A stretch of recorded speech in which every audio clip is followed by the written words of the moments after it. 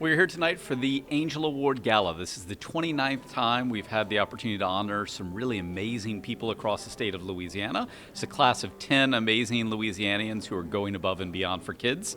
And tonight is about honoring them, telling their stories, and hopefully garnering them some additional support from across the state of Louisiana.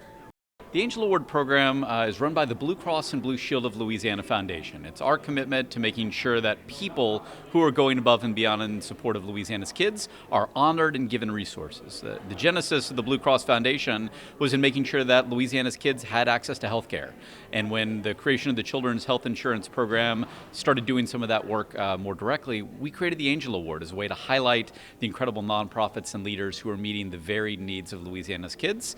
And now, almost 30 years in, we've highlighted just shy of 300 amazing individuals, and tonight is part of that long line.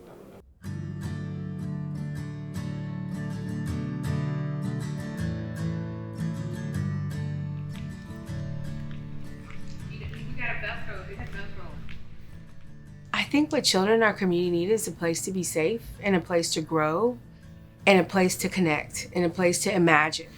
Did we get it straight? Perfect.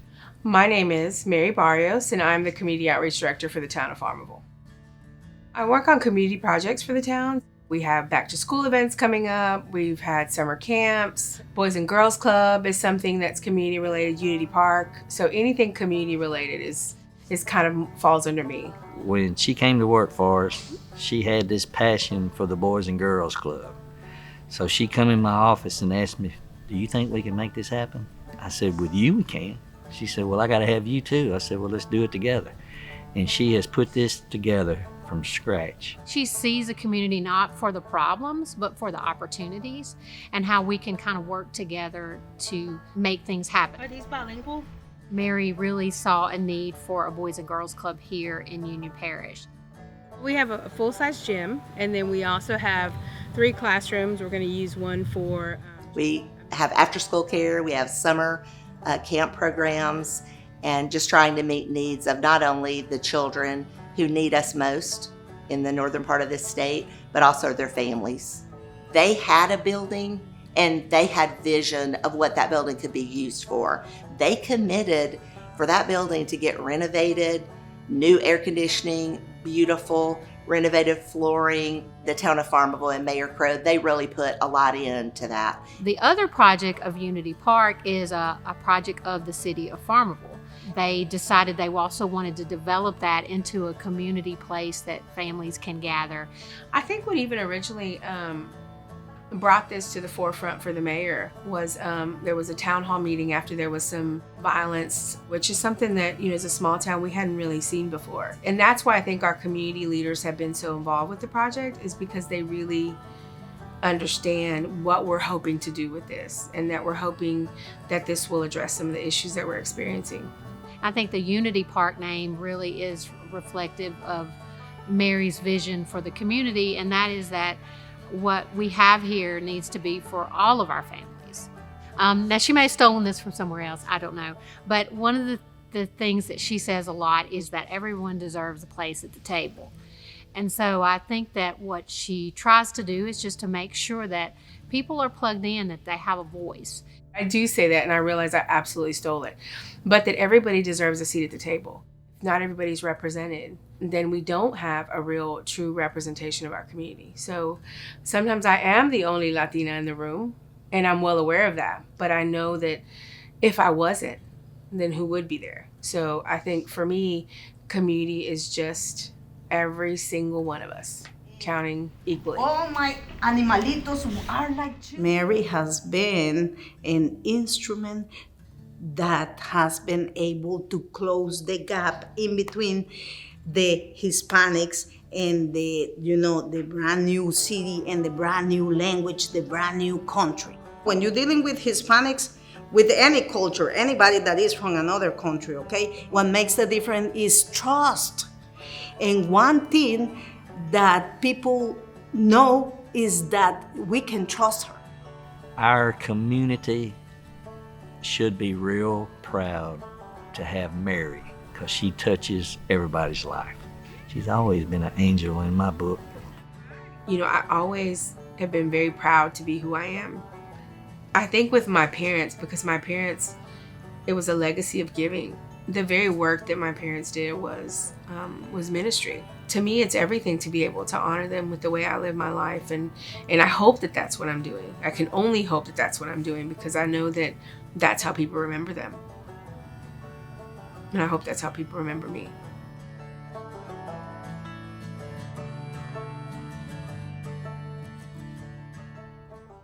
My name is Mary Barrios, and I'm the Community Outreach Director for the town of Farmerville. What was your reaction when you were named an angel? I really honestly was completely surprised. I did not expect that.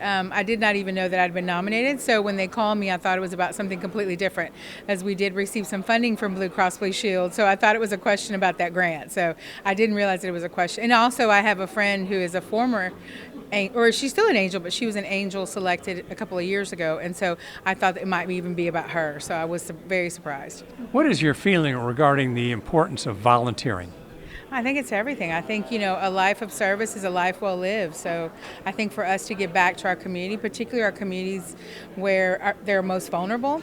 For me, it's a Latino community where oftentimes there's very few resources, very few people that are actually available to assist. So for me, it's especially important to stand in the gap.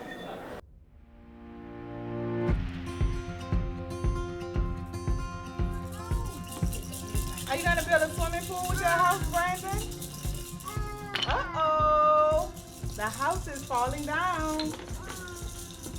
Are you gonna build it back?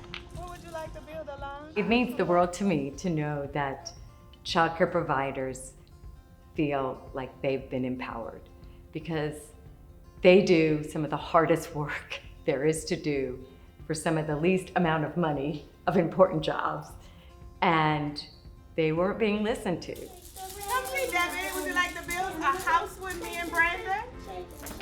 Yes. My name is Melanie Bronkton, and I am the former director and founder of the Louisiana Policy Institute for Children. There's the apple. Louisiana Policy Institute for Children is a nonprofit, nonpartisan organization that squarely focuses on children birth to 4 in our state, because fundamentally we believe that a successful Louisiana starts with stronger children. We do that through making smart policies, being a resource, a go-to resource in the state for research and data. While we lead in the early care and education sector of the work, we really are supportive of the whole early childhood system. I think the key thing that the Policy Institute has done in Louisiana and now nationwide is make explicit the connection between early childhood education and job creation and economic development and the health of our companies. It's impossible to have a healthy economy without taking care of early childhood education. It's hard to be involved in any level in policy making dealing with children and not know Melanie. In my 13 years in the legislature, I don't think I ever had a year where I escaped Melanie. Once you get in the sphere around her, you are then bombarded with policy and statistics, and basically are challenged with, why aren't you doing enough for children?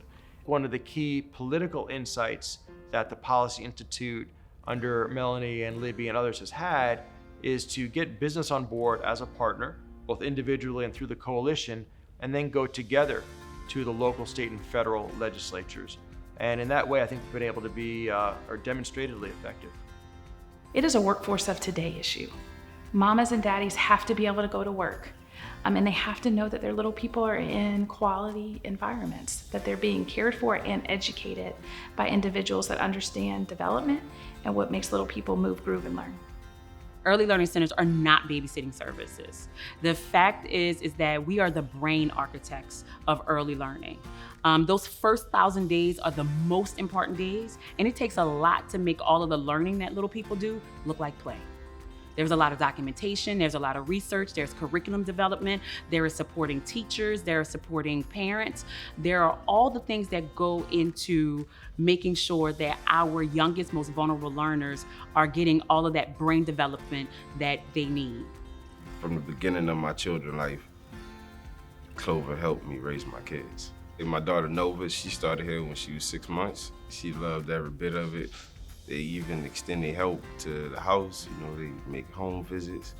Usually you don't think like, I could lean on my children's school for help. See, I've never really went to my family for help because I didn't have to because I had Chloe. It's incredible.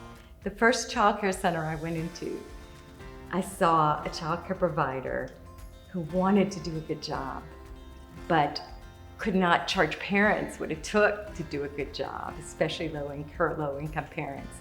And she herself was not even drawing her own salary. She was losing money on her center, and it broke my heart. And we got to work to see today that we are so well funded that these women have grown businesses, in many cases multi-generational, minority-owned businesses that are serving their communities, are doing an incredible job, and are high quality for the children they serve. It's incredible and so heartwarming. We stand on her shoulders. Even though they're tiny shoulders, we stand on her shoulders. That's what angels do. They lift you up. And that's what she's done for the children and the families of Louisiana. That is what she's done for the providers. I know I would not have had the voice that I had today if it was not for Melanie. Can we say have a great day? Have a great day. See you guys later. Bye.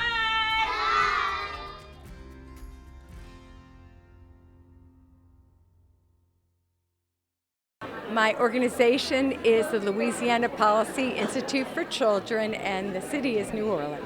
How'd you get interested in that topic? I did policy and advocacy work. I started with older kids and got down to birth to 3, which is what our organization works on. What was your reaction when you were named an Angel Award winner? I was shocked and so honored and surprised. What's your advice to people about the importance of volunteering, particularly with children? There's no better way to volunteer. It's so rewarding. Children, you know that you're working for the future of our state when you work with young children, all children, as a matter of fact, yes.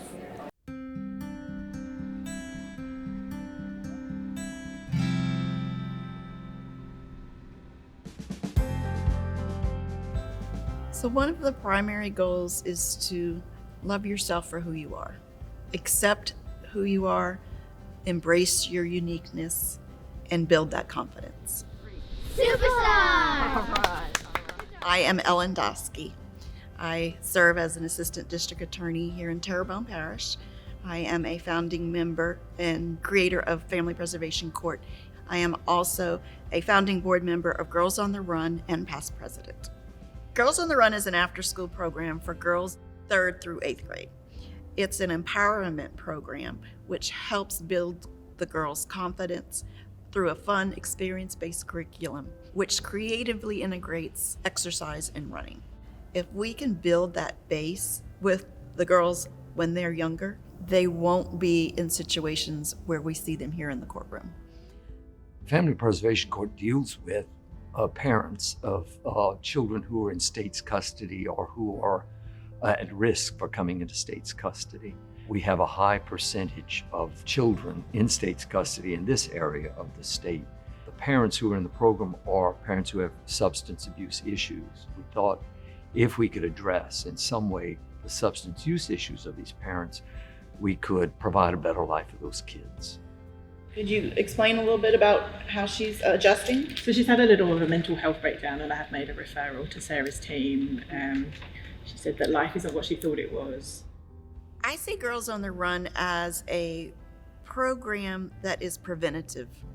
It prevents the girls from making those poor choices, whether it be drug use, bullying, sexual activity, teenage pregnancy. Those preventative programs will save money in the future for the community. I find that girls in that 3rd to 5th grade range, that's where they're most malleable, I guess. So if you can get an adult influence in there and help them to learn these things early on, then hopefully when they get to high school, they're better able to manage the trials and tribulations of peer pressure and, friends and the relationships that go along with that. The mistake we make in society is we're focused on self-esteem, and I think that's flawed.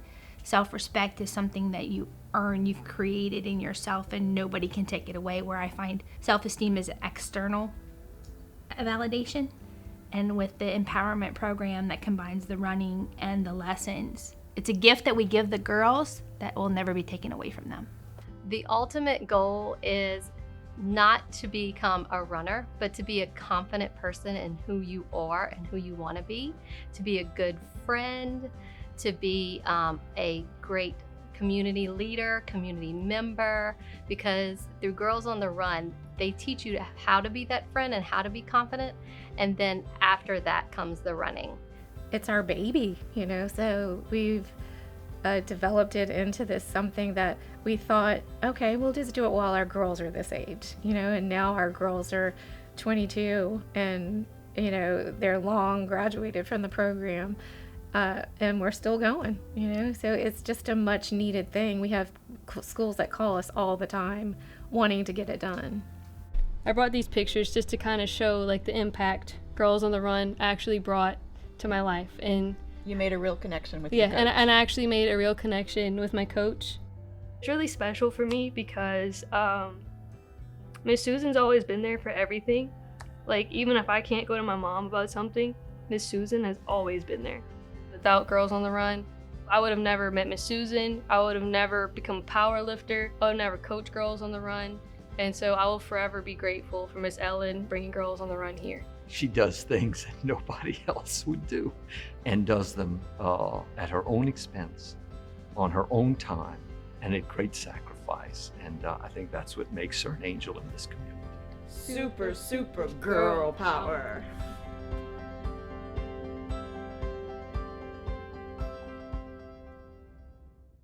My name is Ellen Dosky. My nonprofit is Girls on the Run Bayou Region, and I'm from Houma, Louisiana. How did you get the idea to start that?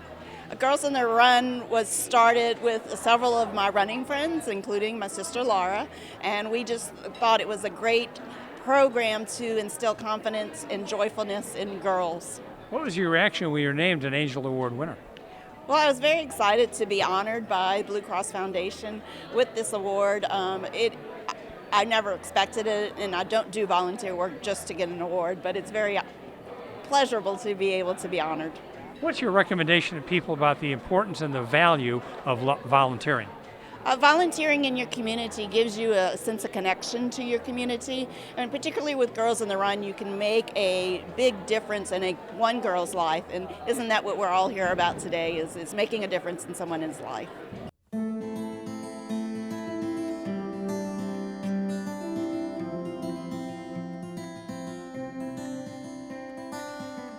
Cherry tomatoes in here.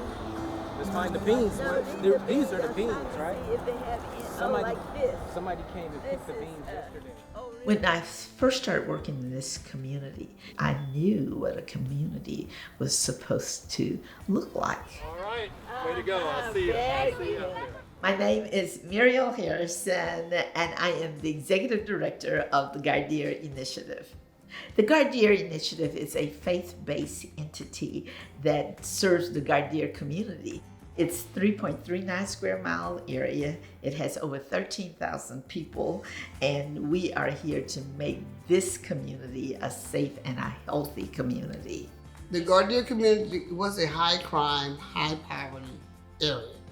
There were 7 homicides that had occurred the year before the Gardeer Initiative started. So in answer to that, several community stakeholders joined together to form the Gardeer Initiative. The churches said we need to come together and to provide resources to the people to empower them to make this a better community. And I wanted to be a part of that. When I took office, I realized the need here in Gardeer. About 64% of all of our calls for service came out of this area. And now I can proudly say this down to 31%. We still have some things that are going on here that we wish weren't. We're going to address them any way we possibly can, but we've come a long, long way. We always knew that we needed to be in the community. We also knew that we wanted the brick park to be our backyard. And so that's why we decided on this particular unit. We have kids as well as adults, whether it's playing soccer or playing basketball or doing after-school programs. the numerous activities that the Guardian Initiative provides in collaboration with BREC.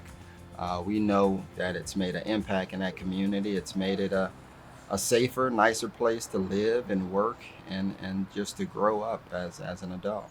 Everybody should have a childhood. Everybody should be able to experience something that they really want and could cherish.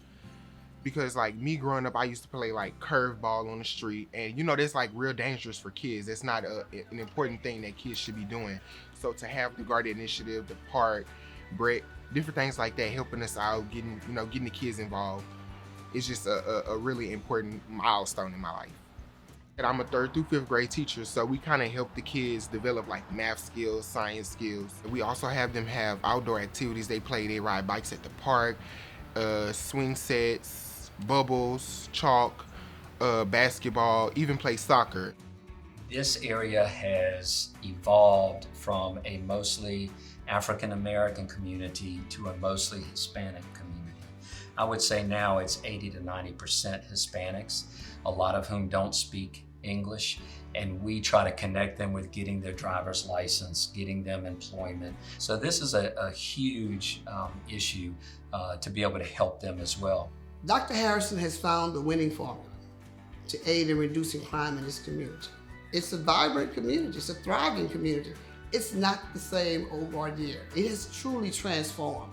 This is what we wanted. This is what we envisioned when we started, and God sent us an angel with her. She's definitely an angel. She's superhuman. For her to come in and change the trajectory of that community, what else but an angel can sort of do that?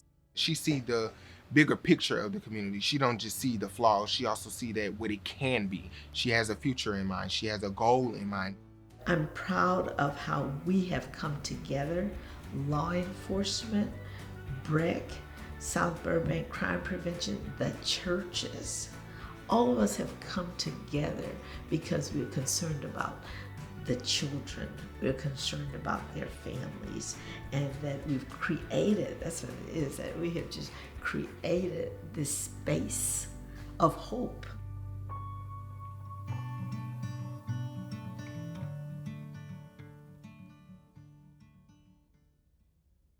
Oh my gosh, I was so excited because I had really applied more than once. And so this time it was like we won. I was really excited about that.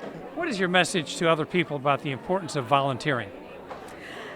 You know, it is so good for your health. I have to tell you that, is that volunteering helps you to stay connected with other people, and it really improves your physical health as well.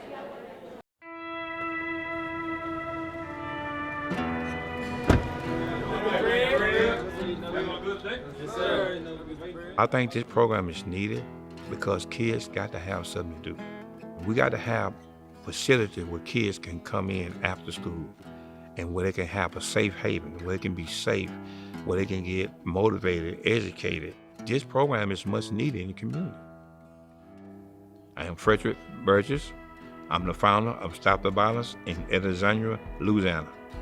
Stop the Violence is a program that is geared towards keeping kids off the streets and out of violent situations. They provide mentorship, tutoring, athletic outlets, and it is a program that has a huge impact on the Alexandria community.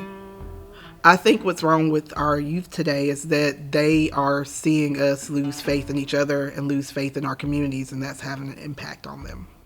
They're hanging around guys that are toting guns, smoking, doing drugs, drinking, doing all types of stuff that high school and middle school kids don't need to be around. We pulling them off. We bringing them into a gym to where they can play ball. They got a football field in the back. They can do all type of things, all in one spot.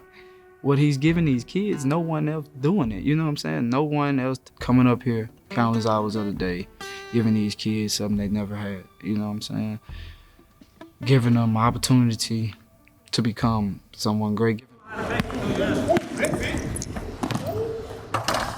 Who would not want their children to go and be developed and mentored and learn in an environment that's free and safe? the study zone that's offered, the focus on the grades that's offered, the focus on respect for each other, that other people are important, friendships are important, relationships are important, all factor into what Fred brings to this community. People admire him for what he does, but there's very few people that will go out and spend the time that he does. I always say there are no bad kids. They're just bad situations, and usually those situations are caused by adults. And situations can be changed. We can change situations. It's way easier to change a situation than it is to change a person, especially a child. They often don't need to be changed. They're hungry for us to show up and be there for them and just provide them consistency and provide them with positivity. Well, my age, when I grew up, I had mothers all in the neighborhood. You know, every corner I go on, somebody with my mother and my father. We had a village. So now in this generation, I see that we don't have a village. I see Mr. Fred as a father figure. I ain't gonna say I grew up without a dad, but like my dad wasn't in my life how a real dad's supposed to. So like every time I came up here, he checked up on me. He made sure I was straight. He made sure I had everything for school. He made sure I was doing good in life. I wouldn't just walk around being bad or nothing like that. He made sure I was on my stuff. It made me feel happy knowing that somebody's always gonna be there for me, no matter what. He knows what he's talking about. He's serious about this. He got a passion for kids and helping everybody else out. And that's why it means something to me when he talks. I wouldn't be in the position I am today if it weren't for you. So I appreciate that. Stop the Violence and Fred Burgess is one of a kind. Like, you can travel the world, all 50 states. You won't find a program like this or a person like Fred Burgess, because a lot of people can talk about what kids mean and what adding value to the youth means, but I'm a witness that Fred Burgess lives and he practices what he preaches every day in terms of adding value to young people. It ain't about Fred Burgess, it ain't about stop the violence. It's about God. That's the man above. Because he said, through him, we can do all things who strengthen me. So he the one that's giving me the strength. And that's the reason why I'm keep pushing and keep pushing and keep pushing. It's my vision to do it. It's my calling to do it. So, you know, that's why I enjoy doing it. Hey, go back!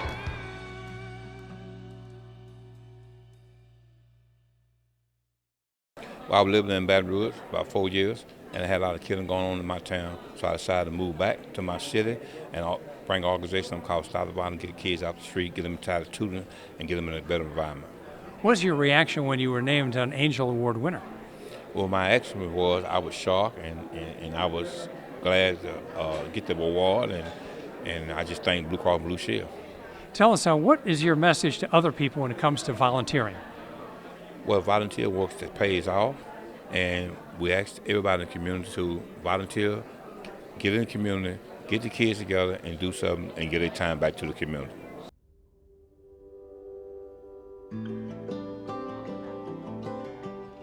Okay, he'll finish. What's he gonna ask for next? He's gonna ask for a napkin. He go ask for the milk. Oh, he's gonna ask for the milk, that's right. My husband retired from the Air Force and we moved back to Shreveport, and my children were going to a magnet school that was in the Cedar Grove neighborhood, and I really began to feel called to do something here. And about that time there was an ad in our church bulletin that they were looking for tutors at Common Ground. So I started coming here one afternoon a week, and after one Tuesday I was sucked in and hooked, and that was 16 years ago. My name is Lisa Cronin. I'm the Chief Executive Officer of Common Ground Community. Common Ground impacts the kids of Cedar Grove in truly transformational ways. It's hard to find a kid in this community that doesn't have some sort of trauma. The people of Common Ground, whether it's through their after-school programs, their summer camps, their youth program, they offer them a chance to see a different path. The assistance that Common Ground provides the community for literacy and numeracy and school readiness has made a tremendous impact. At the end of the year this year, we had 85% of our kinder students who are ready to go on to first grade, and that is an impact of Common Ground with sending the weekly tutors to our school, as well as everything that they do at their site. We try to use the relationships that we build with them to let them know they can come to us for support. We can help them find the answers to what they need. And we're seeing that happen more and more. And the kids, you know, we have 2 programs, one for middle school and teenage girls. We call it the Girls of Grace, and then we have the youth program for the boys. And while we're doing mentoring and while we're helping them go through stuff, we really find that they come back when they run into a problem. Almost every kid that is in the youth program faces is gun violence. It is so pervasive in this neighborhood and in the lives of these kids, whether it's somebody they know, somebody in their house, and sometimes themselves. And Matt and Vicki and Chuck spend a lot of time making sure that the kids they're working with are not involved in that because they can't have it in their program to keep their other kids safe. They've lost several kids to gun violence, and it's been devastating. These are their children. They love these kids, and it is like losing a child every time. Tremel Lewis, we called him Trey. He's just the best kid ever. And even though he was a good student, you know, he kind of fell in line with some of the other hardline kids, and he stopped coming regularly. One day we were in the building and we were doing homework with our younger kids, and all of a sudden he pops in. And we were so excited. As he left the building, Chuck told him to go home, and he didn't. And a guy came up behind him, and that was it. And you know, we learned the hard way that the important part is to keep these kids with us. And so that's what we do. We love on these kids and just give them family, give them friends. The kids, they feel that, you know, they can tell it's genuine, that we are really here to help. And that's probably the magic sauce, you know, if you were gonna say it, is the people that we have. We have a fairly small staff, but every one of them have huge hearts. To me, common ground means like family, because everyone has been knowing each other for years, and you're comfortable, everyone is nice to each other, or they treat each other like siblings. Liam, get out of my pie. And everyone loves each other. Those are about ready. Lisa is an angel in this community because of the way she gives of herself completely selflessly. She never wants attention. I know right this minute she is hating this attention. Cheers. All of the work that she does, I don't know how she does it. It has been instrumental, and it has truly made a difference in the culture and climate at my school. I'm very lucky to be in a position where I can volunteer as the executive director of Common Ground. Happy to be here. It's very fulfilling, and all it takes is a hug for me to keep me going for the next time.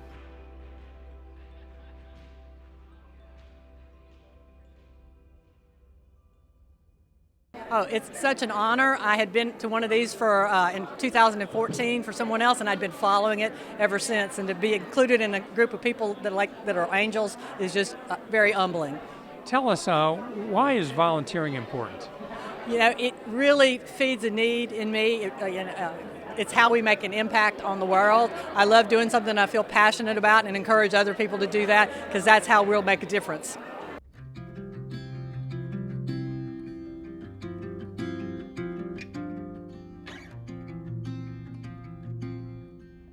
I was raised in Denham, grew up in Denham, went to Denham High. I worked in the school system, so I have a lot of relationships that I know who to call when I need something. My name is Chantel Varnadoe, and I'm the founder and executive director of Launch. Launch is a nonprofit organization that serves children with disabilities and their families, and we do that by providing services that aren't covered by insurance and Medicaid. Those services include additional therapies, social groups, parent education, community awareness, whatever the parents tell us they need to help their kids participate in the community, we try to make that happen. Squeeze hard. Whoa, there he goes. Oh, use those muscles. I can say, coming to Livingston Parish, the need is so big. We have children that are constantly on the wait list. They are coming in. I think that there's a lack of resources here, and I feel like Launch has been able to kind of bridge that gap. that we are able to make connections with people in the community, as well as some of these specialists that these parents don't always have access to, or are not aware that they need the opportunities to meet with these specialists. I could tell you a lot about Cooper. We adopted him when he was 3.5 from Bulgaria. He was in an orphanage his first 3.5 years. He has a bilateral cleft lip and palate, developmental delay, microcephaly, situs inversus, so he gets to say his pledge with his left hand because he's super cool. He needed interventions 3.5 years ago. So to say, oh, well, we'll have to put him on a waiting list for 1.5 years, whatever. He was so hungry to speak. He was so hungry to communicate. And so I thought, we can't wait 6 months. So when I got that call from Chantel, it was like an angel had come down from the heavens and said, you know, we got you. We're going to take care of Cooper. And from that moment, we have been taken care of. Early intervention is proven over and over again. A lot of situations, parents are told to wait or they'll be okay. The best thing you can do is go ahead, get services early, whether it's through Early Steps, the school system, a private clinic. But the earlier you can address a need, then the snowball effect doesn't happen later. Problems get bigger over time sometimes if it's not addressed early. And so we really encourage families not to wait. That was perfect. She's been able to show people the needs of a child who has a disability, who we may not understand otherwise. No, feather and light. Yeah. Katie was born at 24 weeks. She does have delays. She does have exceptionalities. I don't want to say deficiencies because I don't look at them that way. This one? Yeah. Let's just... I got a notice from launch and it says Katie had received this much funding for her therapies. And I called and I said, well, what's going on? Insurance not paying us? No, Medicaid original doesn't cover most of this. And so what are we gonna do? Just continue on. That's what we do. And that was impressive. And I know we're not the only family that's experienced that. Everybody is just so committed to making this happen. When you're actually here and you see the kids and you meet the kids and have Anna blowing you kisses when you walk in the door, like nothing beats that. This isn't a paycheck for Chantel. This is a true passion. Her heart is completely in it for these kids, and that shows. These are their kids too. They invest so much that these are not just clients or patients, they're kids. They follow them throughout their lives. She's doing exactly what she was made to do.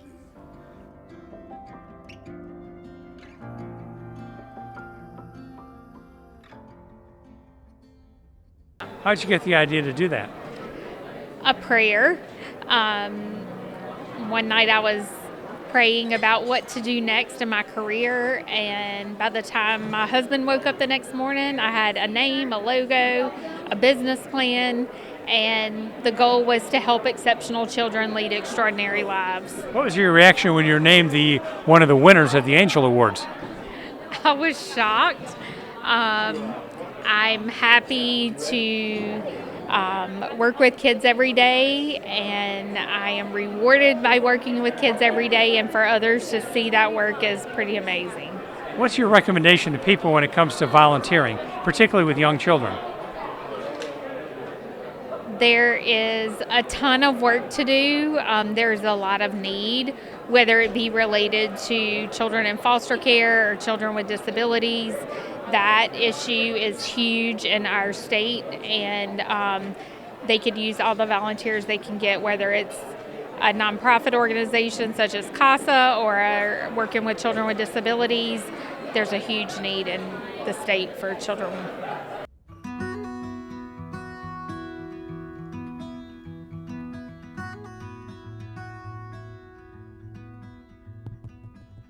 is Caitlin Smith. I'm in the Sparrow program, and my mom's an angel. Caitlin graduated from high school in 2019, and probably when she was about a sophomore in high school, I realized that she was going to go a different path. She struggled, you know, and she wanted to be a part of something. That was my motivation. Everybody wants to feel like this is a place for me and this is where I belong. And Sparrow has made that for her. My name is Penny Smith, and I am one of the founders of the Sparrow program at LSUA of Alexandria, Louisiana. Sparrow is the special program for the enhancement of resources and opportunities for students with intellectual and developmental disabilities. Sparrow will help these students live more independent lives. That's one of the parents' main concerns when they enter into the program. The daily living skills classes mostly consist of the students learning finances. They learn to cook different meals. We start with basics like learning how to measure properly, how to use proper utensils. We learn how to clean the classroom to begin with. Not only do these skills help with independent life, but they also help within employment training. They are learning how to get gainful employment within this community. Sparrow students don't only attend their Sparrow classes, but they also participate in audited courses with traditional LSUA students. Here we go. Oh, look. My name is Morgan Villard. I'm a student at LSUA in the Sparrow program, and my mom is an angel. Morgan is my only daughter. My husband Marty and I tried for many years to have a child, but we were blessed when I was 45 years old. Not only does she have an autism spectrum diagnosis, she also has some intellectual challenges as well. I was in a parent support group, and Penny Smith came one day, and she talked about trying to get a program started here in this area, a post-secondary inclusive education program. And I was extremely interested in what she had to say because my daughter at the time was in the 10th grade.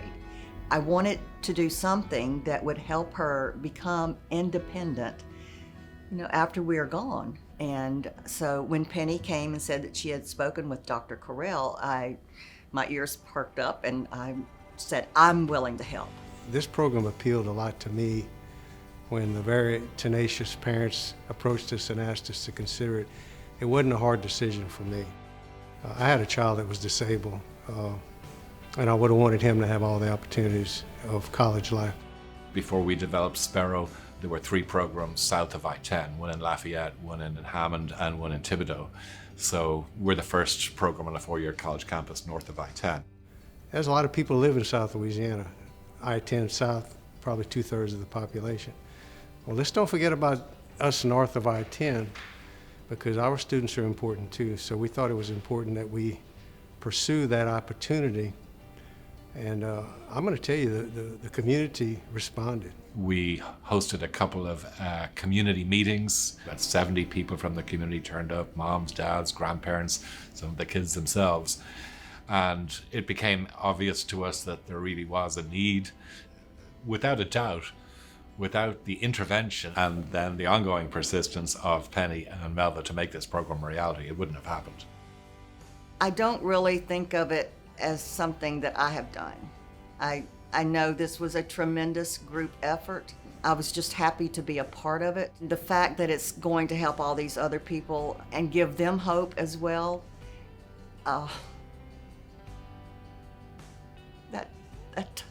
okay, I said I wasn't gonna cry, but that does give me hope as well, that it's gonna make it, and it's gonna make a difference in their lives.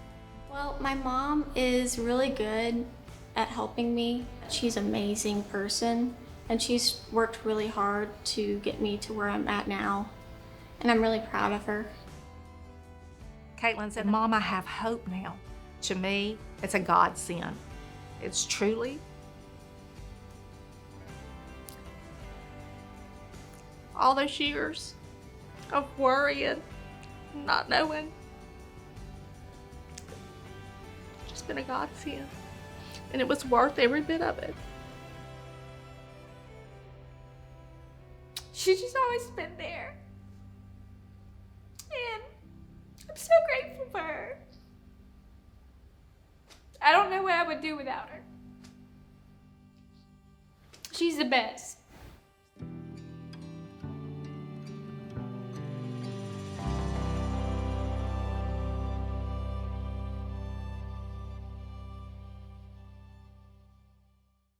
That is a program for special needs students who have autism or other learning disabilities that would not normally be admitted into a regular college admission track.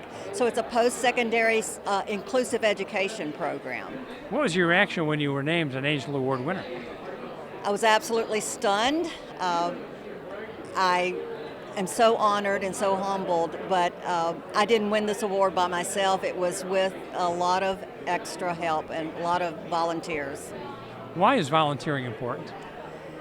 Volunteering makes our communities so much better for everyone, even those who perhaps are not in need of special services, but it makes you feel good to volunteer, and it is just such a beneficial activity. I think volunteering is very important for my community, and it's just something that I think everybody should be involved in.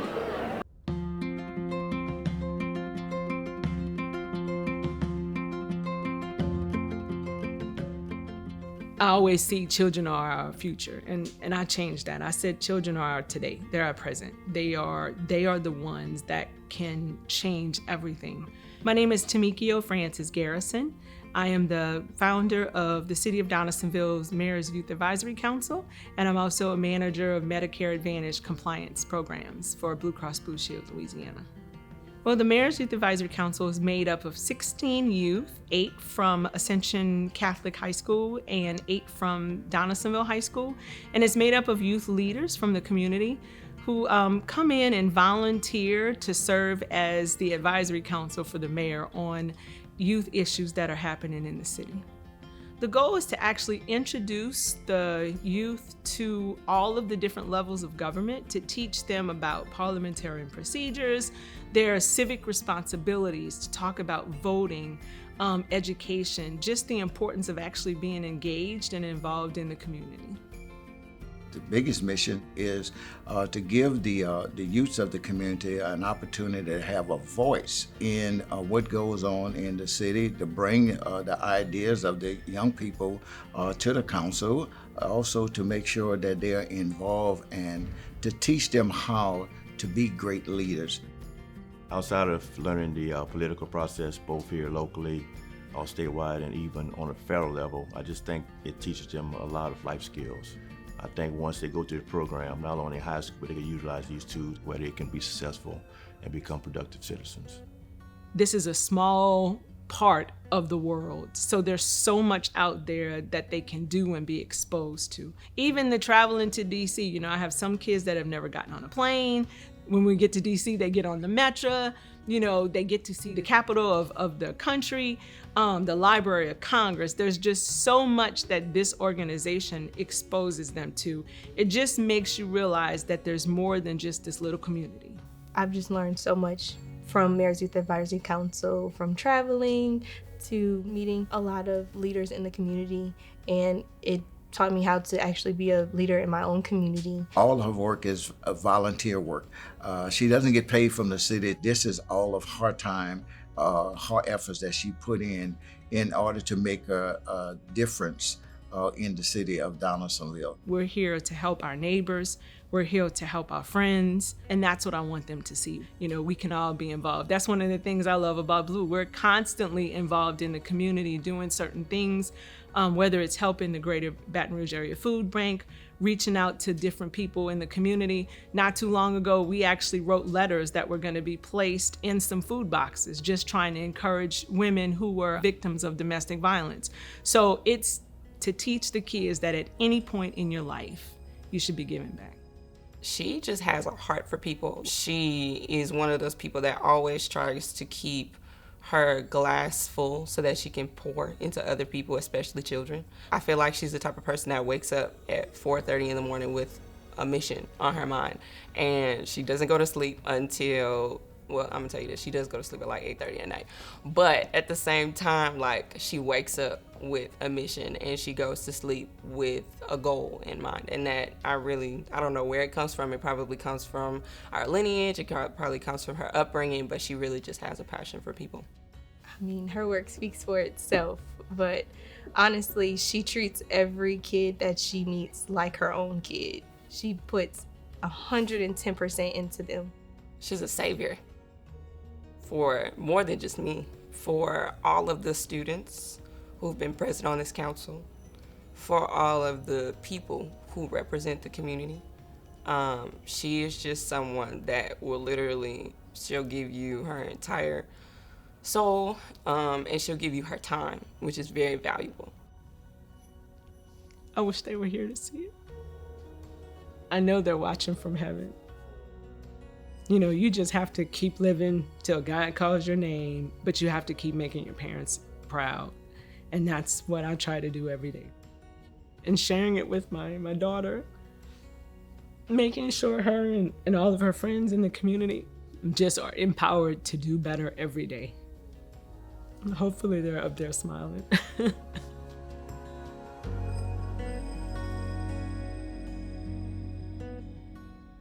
I'm an employee of Blue Cross Blue Shield. I'm the founder and volunteer coordinator for the Mayor's Youth Advisory Council in the city of Donaldsonville, and I am the Blue Angel. Tell us, what was your reaction when you were named a Blue Angel?